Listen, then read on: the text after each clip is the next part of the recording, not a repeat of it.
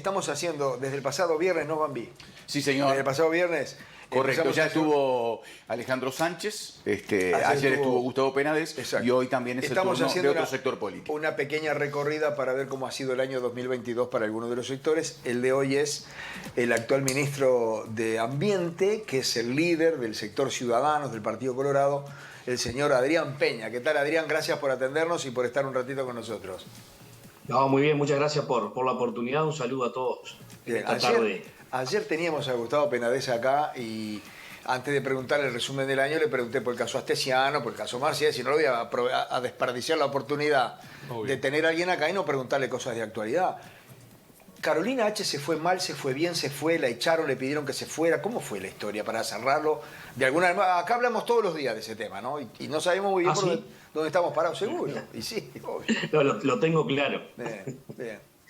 Bien, a ver, yo creo que la salida de Carolina del sector fue un poco la consecuencia lógica de todo el proceso que termina con su alejamiento del cargo. En realidad nosotros no llegamos nunca a analizar esta situación o a tomar una definición con respecto al tema en la interna del sector, porque ella se adelanta dándose paso al costado que es público, ¿no? A ver, lo que nosotros estábamos analizando a la interna del sector era el planteo de algunos compañeros que no tiene que ver, esto lo quiero dejar claro, no tiene que ver con el trámite, con el procedimiento, ¿no? Ese aspecto fue informado ya en su momento cuando compareció junto a los ministros de Relaciones Exteriores y el ministro del Interior en el Senado de la República. ¿Qué quiero decir? Que, bueno, que de acuerdo a la información que tenemos y de acuerdo a las investigaciones administrativas de ambos ministerios, no hubo, aparentemente, omisiones y ni hubo errores en el trámite, ¿no? Y así se nos explicó desde el principio que era una situación no deseable, pero que no había forma, desde el punto de vista administrativo y desde el punto de vista jurídico, de evitar la expedición del pasaporte.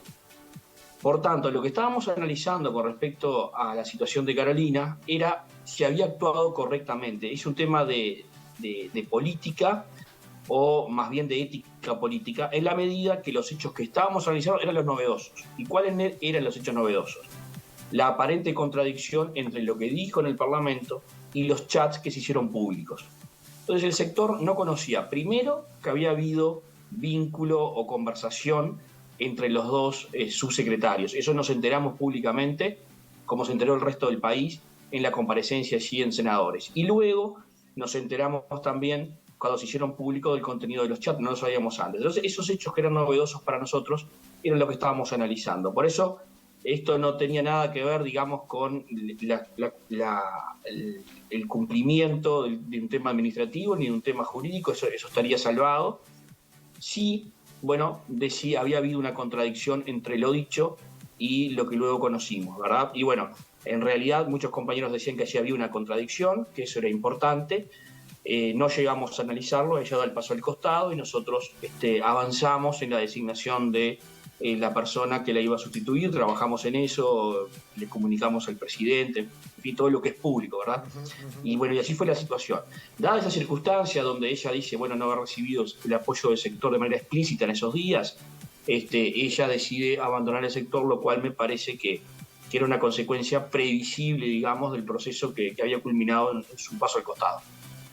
¿Fue contradictorio en definitiva el accionar de ella? Porque hay una contradicción, ahora ahí hay matices en cuanto a la gravedad de esa contradicción. Puede ser un error, puede ser una aparente contradicción, puede ser una contradicción grave o puede ser una mentira para otros. Entonces en ese grado de diferencias es que estaban las posiciones dentro del sector. La contradicción existe, clara, digo, es objetivo, es simplemente leer la taquigráfica, escuchar el video y luego leer los chats. Pero también creo, o sea, la conocemos, creo que no hubo ni mala intención ni mala fe en ninguna parte de su proceder. Todo lo contrario, creo que seguramente haya sido sorprendida en su buena fe por algún actor en cuanto a esas reuniones y quienes estaban buscando en definitiva la expedición del pasaporte. Ella quedó en una situación allí compleja. Y bueno, hay cuestiones que obviamente trascienden lo administrativo y lo jurídico. En política es así, o debe ser así, por lo menos desde nuestra visión. Uno puede cometer algún error, pero involuntario. Ese error puede cometerse sin haber actuado nunca de mala fe, pero en ningún caso uno le exime de responsabilidades, que no son ni administrativas ni judiciales, son responsabilidades políticas, ¿no? Y eso para nosotros en el sector es una vara alta y bueno, y en base a esa es que estamos analizando la situación. Ministro, el 2022 fue un buen año para el Ministerio de Ambiente, digo, en cuanto al posicionamiento de Uruguay, no solo a nivel mundial, regional, sino también en lo interno. Sí, fue un año muy positivo, muy positivo. Yo creo que el gobierno en general ha tenido un año muy bueno. Lamentablemente estos episodios han eclipsado, digamos, lo que ha sido, yo creo, una muy buena gestión de gobierno, con un liderazgo claro, certero del presidente, avanzando sobre temas muy trascendentes para el Uruguay. Creo que estos tiempos van a pasar, quedará claro luego de las instancias judiciales qué eventos o qué episodios existieron y cuáles son las responsabilidades. Pero en términos generales yo creo que culmina un muy buen año para el gobierno todo, ¿no? ¿Por qué? Porque tenemos indicadores muy buenos de todo punto de vista, desde el punto de vista económico, con un crecimiento que va a andar en el entorno del 5%, con baja en la tasa de desempleo, ¿verdad? Con aumento de la ocupación. Creo que los números nos alientan a que tendremos un 2023 bien venturoso por muchas razones. En concreto, vinculado al Ministerio de Ambiente, ha sido un año importante, ha sido el año de la consolidación. A mí me gusta decir que como en las personas, la personalidad del Ministerio se consolida en estos 2 primeros años de vida. Entonces creo que hemos sido bien claros en poner las pautas hacia las cuales el Ministerio encamina sus prioridades, y desde el punto de vista de la organización del mismo yo creo que está cerrado. Tenemos ya la nueva estructura organizacional, las diferentes direcciones, hemos conseguido los recursos para nuestra nueva sede, en marzo estaremos en una nueva sede, hemos también conseguido los recursos para fortalecer el presupuesto en términos generales, pero también para renovar toda la flota, que es muy avejentada, la flota que la que contamos en el Ministerio hoy, el vehículo más nuevo es del año 2013. Bueno, en estos días estamos renovando toda la flota del Ministerio. Pero a su vez hemos conseguido los fondos para ir en un objetivo que tenemos, que es un ambicioso plan nacional de gestión de residuos que ordena las corrientes de residuos en todo el país. Estamos viviendo un verdadero salto. Hoy, precisamente, en la mañana estuve temprano en un supermercado de Ciudad de la Costa, donde a una cadena de supermercados le entregamos el reconocimiento a la primera cadena de supermercados que realiza acciones para utilizar menos plásticos de un solo uso. Pero más tarde estuvimos en presencia de la firma del acuerdo entre la Cámara de Industrias y la Intendencia de Canelones, en el primer acuerdo de 19 acuerdos del nuevo plan de envases, ¿verdad?, con las intendencias del interior del país, que supone la incorporación del DDR, supone la incorporación de un nuevo sistema que permite que el descartable tenga un valor. Por tanto, es un antes y un después en la gestión de envases del país. La obligación que estableció el Ministerio es pasar de un 4% de recuperación actual de envases a un 50% a diciembre del año 2025, con una meta intermedia del 30% en el 23. En ese camino vamos avanzando junto a 2 decretos que salen esta semana, de residuos de aparatos eléctricos y electrónicos y de baterías, y con un decreto de obra de construcción, de residuos de obra de construcción para marzo. Pero hay 2 cosas bien importantes que también se cierran en este 2022 y que se van a ver el próximo año. Una es el cierre de los vertederos a cielo abierto, para la cual recibimos de Rentas Generales un apoyo que acaba de llegar al Ministerio del entorno de los 17 millones de dólares. Ese dinero es dinero para acompañar a las intendencias en el liderazgo para cerrar los vertederos a cielo abierto, que son una realidad fundamentalmente en el interior del país. Nuestro objetivo es el cierre del año 2025. Creemos que Uruguay no puede permitirse amontonar la basura sin un tratamiento ambiental razonable, y por eso vamos con ese objetivo que es muy importante, sobre todo para el interior del país. Pero también en este año, como ustedes saben, 22, se votó en el directorio de OCE el proyecto Arasatí, que es la toma de agua potable, de agua bruta, para potabilizar y suministrar a 1.800.000 personas del área metropolitana, cuyo abastecimiento hoy está en riesgo. Cuando asumimos en el Ministerio había agua para 20 días. Cuando asumió la OCE, en realidad yo asumí después como ministro, cuando asumió el actual directorio de OCE había agua para 20 días en Aguas Corrientes. Por suerte llovió y se solucionó. Hoy el abastecimiento seguro de agua potable a Montevideo no está asegurado, y ese es un tema que preocupa al gobierno nacional, y la decisión de avanzar en Arasatí da solución a este problema y también se votó en este año. Y en estos días estamos para votar el avance en las 61 localidades del interior en materia de saneamiento. Es una inversión también de más de 200 millones de dólares que nos va a pasar de la magra tasa de 50% en cobertura de saneamiento en el interior, ¿verdad?, a un 66% cuando terminen estas obras. Y por último, hemos logrado algo muy importante, creo, que es una sinergia inédita entre nuestro ministerio y el Ministerio de Ganadería, Agricultura y Pesca para lograr precisamente posicionar a Uruguay en el mundo como un país productor sostenible de alimentos. Si ustedes me preguntan, ese es uno de los principales temas de un Ministerio de Ambiente en el Uruguay.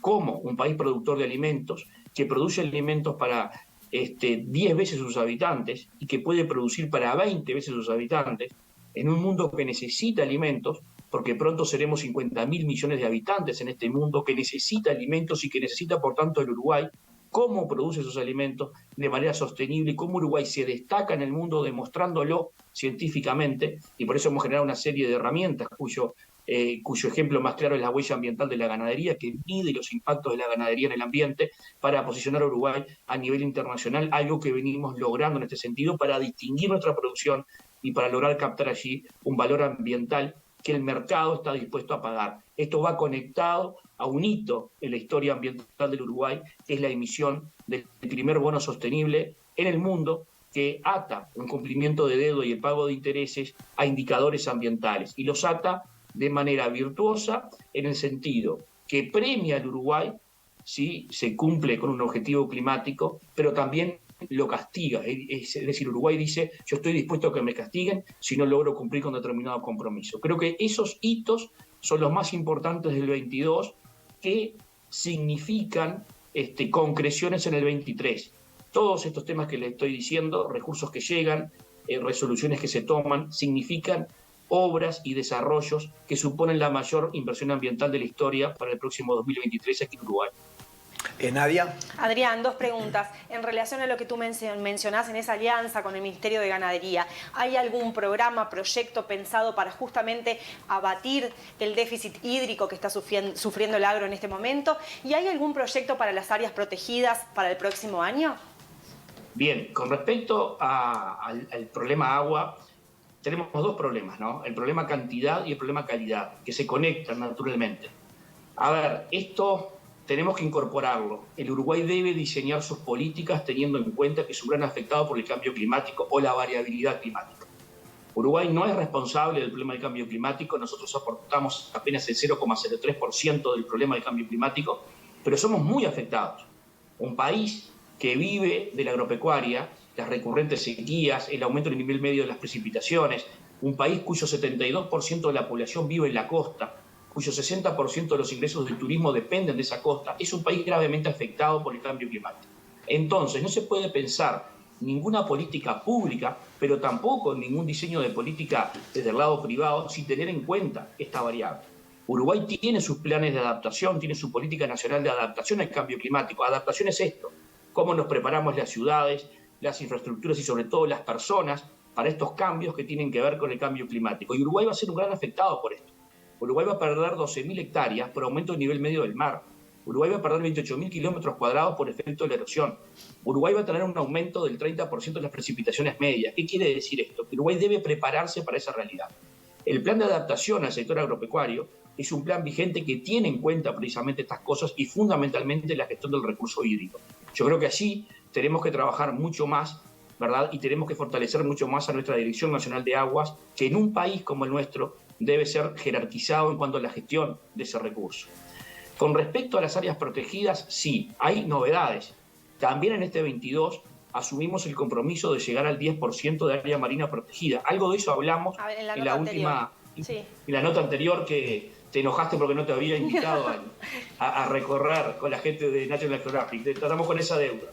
Pero el punto es que estamos próximos, firmamos una resolución hace bien poquito, si no me equivoco, el 12 de diciembre, firmamos la resolución que establece la prioridad desde el punto de vista de preservación de biodiversidad en determinadas áreas de nuestro territorio marítimo, y para marzo-abril estaremos con el decreto, con la firma del presidente para establecer ese 10% de área marina protegida e ir en la ruta del 30% al año 2030. Pero en territorio estamos avanzando mucho con los planes de manejo. Ustedes saben que cada área protegida tiene una comisión asesora y cada comisión asesora tiene que tener en cada una de las 17 áreas protegidas un plan de manejo. Nosotros asumimos con muy poquitos planes de manejo.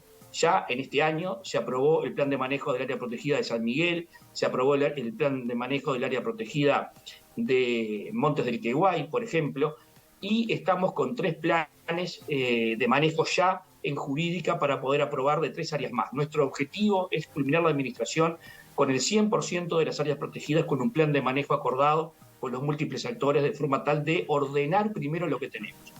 Pero en materia de área protegida, y solo este punto, tenemos que pensar en cómo protegemos biodiversidad más allá del área protegida.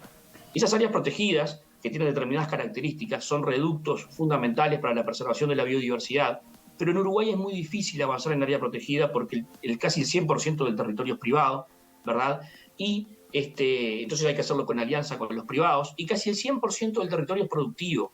Es una diferencia muy grande con otros países que tienen desiertos, montañas, volcanes, etc. Entonces, tenemos que ver cómo preservamos biodiversidad, pero en conjunto en las áreas productivas y en las ciudades. En las ciudades. Nosotros vamos a trabajar el próximo año en traer al Uruguay un programa exitoso que surgió en Colombia que se llama Biodiversidades, que rescata la biodiversidad en las ciudades, que establece verdaderos corredores de biodiversidad en las ciudades para hacerlas más vivibles. Las ciudades deben tener mucho más verde. Recién cuando hablaban del verde, además del crédito, tenemos que pensar en cómo volvemos las ciudades más verdes y más vivibles y cómo rescatamos biodiversidad en las ciudades. Eso es posible y a eso nos vamos a abocar. También biodiversidad, pero más allá del área que está protegida, ¿verdad? ¿Cómo es la relación en ese tema con las intendencias o con las intendencias, ministro?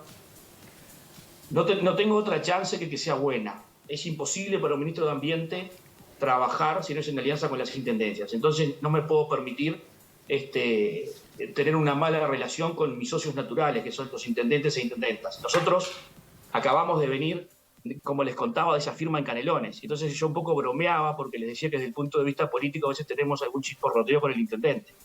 Y lo que la gente o los ciudadanos obviamente no tienen por qué saber es lo mucho que trabajamos en la diaria entre los equipos del Ministerio de Ambiente y en este caso la Intendencia de Canelones. Trabajamos muchísimo. Y con Montevideo también tenemos un muy buen vínculo. Este Plan Nacional de Residuos, que incorpora una mirada holística por primera vez, nacional, integral de la gestión, tiene como actores claves a las intendencias. Nada que queramos hacer desde el Ministerio puede hacerse sin contar con la sinergia con las intendencias, que son, por un lado, las responsables de la gestión de los residuos domiciliarios, pero por otro lado, también las propietarias de esos residuos.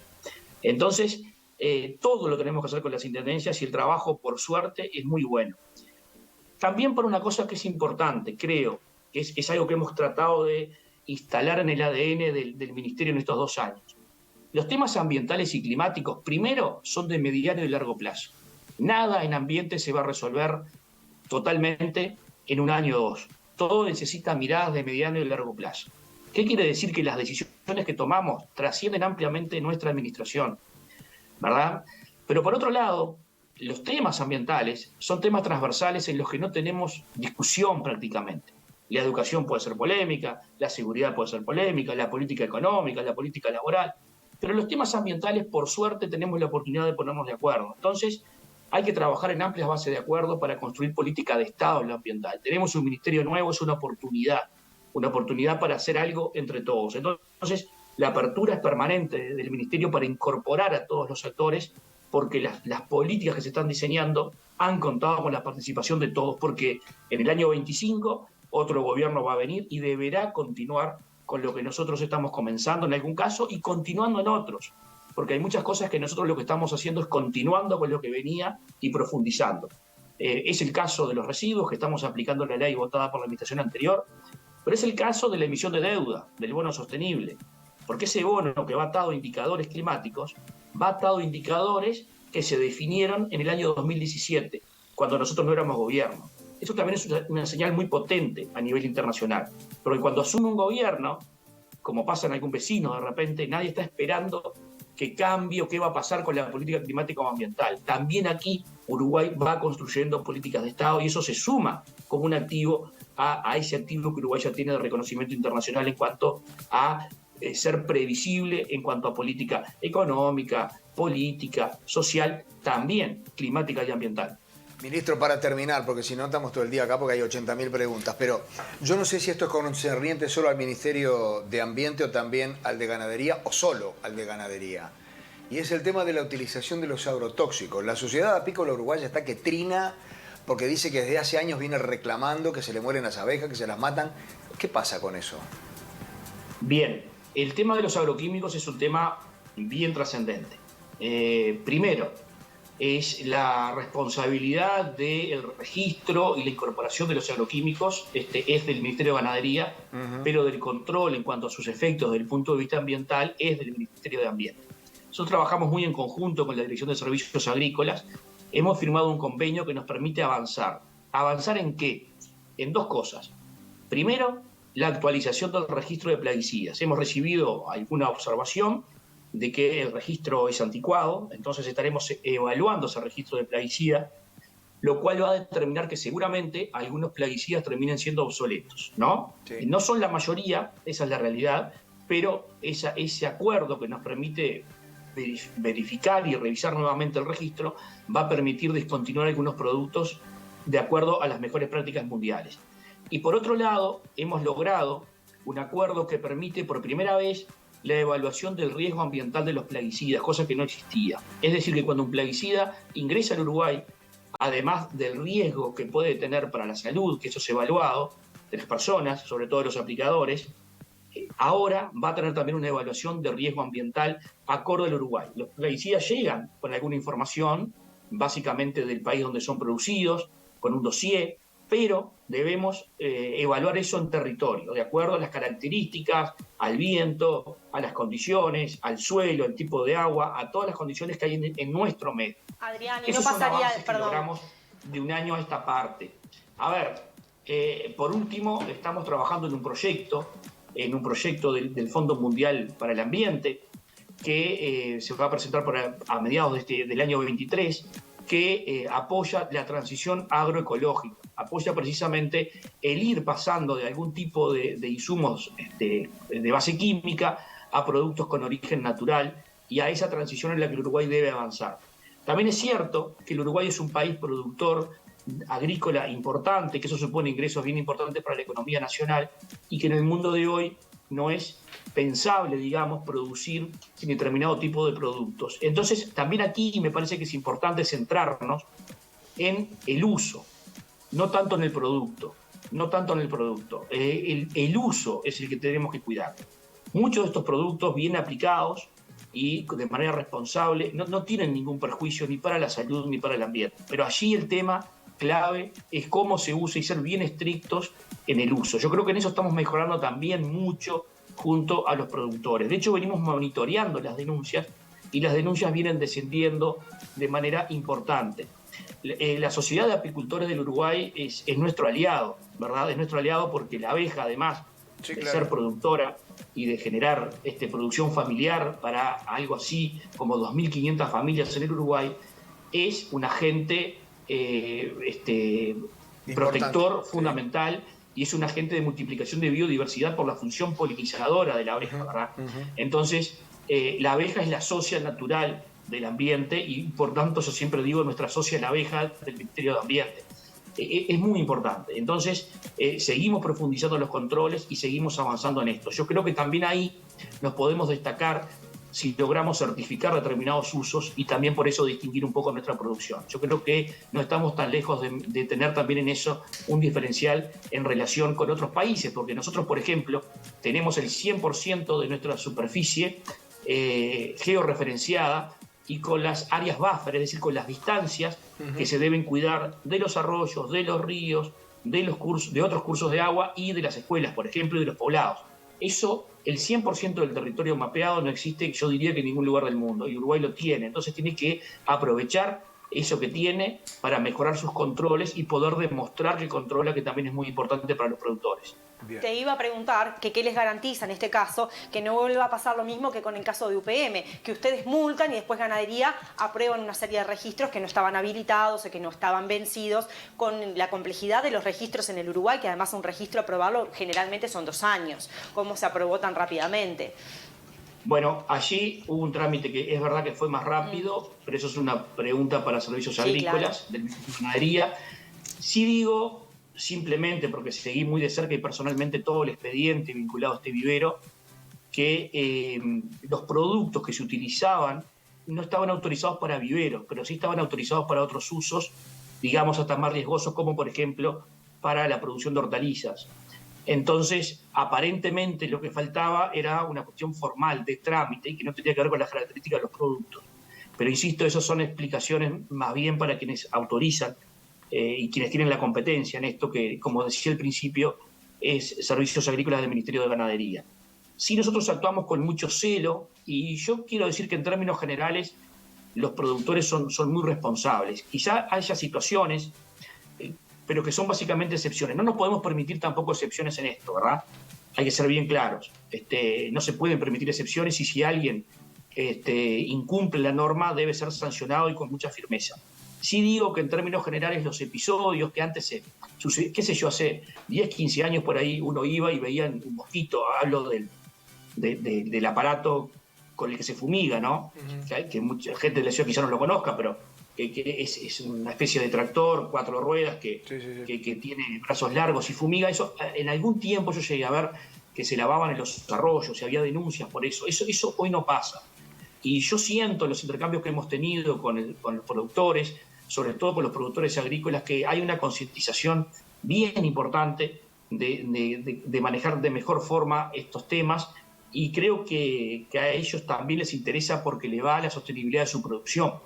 Ustedes saben que el mundo está cambiando y Uruguay tiene una obligación de ponerse a ritmo con estos cambios. Hace bien poquito surgió una resolución en la Unión Europea que establece la prohibición de ingreso al mercado europeo de productos para los cuales se haya incurrido en deforestación. Entonces, hay 7 cadenas de productos indicadas en esa primera resolución que comienza a regir el 1 de enero, el domingo, ¿verdad?, que incluye la carne. Y eso es una oportunidad para Uruguay, porque Uruguay tiene 400 años de ganadería sin deforestación. Claro. Y es un problema para otros países que sí han deforestado mucho para la carne. Hay otras cadenas, la banana, el café, etc. Hay otras cadenas de productos, pero la carne está incluida en esta primera. ¿Qué quiero decir? Que estas restricciones, en algún caso por estricta responsabilidad ambiental, pero en otros pueden ser medidas de traba al ingreso a mercados, comienzan a aumentar. Y la información que comienzan a pedir nuestros clientes en el mundo es cada vez mayor vinculada a estos temas. Entonces, hoy, por ejemplo, cuando le compran a nuestra principal industria láctea, le preguntan cómo trata los efluentes industriales. Pero no le preguntan, si vienen en un avión, van y auditan cómo están las plantas de tratamiento de efluentes de esas industrias. Pero ya no les alcanza con eso. Están auditando a nuestros tambos para ver cómo tratamos los efluentes de los tambos. Y eso es condición para la compra de determinados productos. Y en algún caso puede suponer una mejora en el precio, si cumplimos ambientalmente, y en algún caso definitivamente puede significar la pérdida de un mercado. Entonces, para un país como el nuestro, que al mundo le vende el 80% de la carne que produce, el 90% del arroz que produce, el 70% de la leche que produce, esto es clave.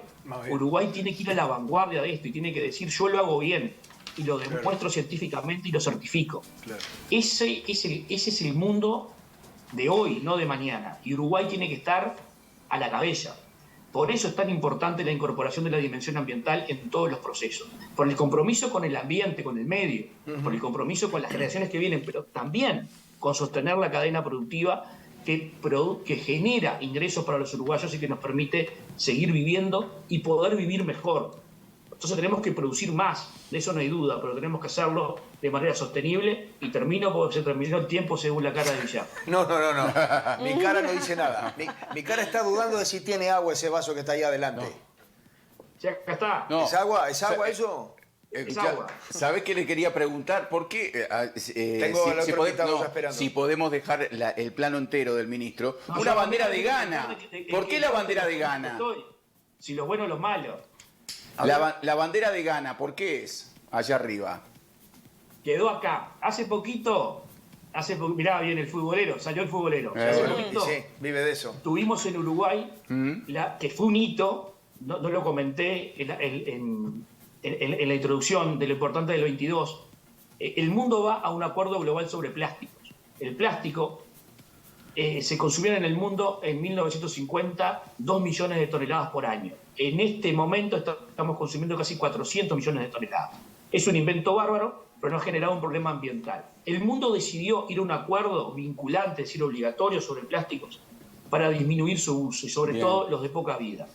La primera reunión de negociación de ese acuerdo logramos traerlo a Uruguay. Entonces a Uruguay vinieron entre el 28 de noviembre y el 3 de diciembre 1.200 personas de todo el mundo, representantes de los gobiernos de todo el mundo a negociar. De esto se supo poco porque coincidió con el Mundial. Claro. Pero la realidad es que es un hito importante para Uruguay, es la reunión más importante del año en materia de negociación ambiental y se dio cita aquí en Uruguay. El día del partido con Ghana, la representante del partido con Ghana, la representante del gobierno de Ghana en la negociación, me busca, yo estaba en la cumbre, y me regala la bandera precisamente de Ghana ese día que todavía no habíamos jugado, ¿verdad? Fue antes del partido. Yo le tenía miedo a ese partido, porque era un partido chivo, como dicen ustedes, ¿no? Entonces, por todos los antecedentes que teníamos. Sin embargo, el partido salió bien, no salieron bien otras cosas. Y bueno, y ahí, ahí quedó de esos días atrás la bandera de Ghana. Bien, y ahora sí, no va a haber más nada, pero a partir del año que viene, eso el 24, cuando hay que devolver botellas a cambio de plata. Eso está marcado para noviembre del 23. Perfecto. A partir del año que viene voy a dedicarme a juntar botellas. Es la máquina, es un tema que tenemos videos que se pueden mostrar porque trajimos a esta cumbre en Punta del Este un ejemplo de máquina, pero es, además de la máquina, todo un sistema. Nuestro decreto obliga a que esto esté en todas las localidades mayores a 5.000 habitantes. Entonces, más que la máquina, el concepto es que el descartable tiene un valor, ¿verdad? Entonces, en el almacén de Sarandí del G también se va a poder llevar el descartable y te van a dar, no un ticket de una máquina, pero sí te van a dar un valor por ese descartable. Ese incentivo transforma la recuperación. En países como Alemania hizo que pasara del 40% al 80%. Y somos el primer país de América Latina que lo incorpora. Es un verdadero hito. Ministro, muchas gracias. Buen año para el 2023. Felicidades, nos vemos en el 23 con muchísimo gusto. Bien, suerte. Abrazo grande.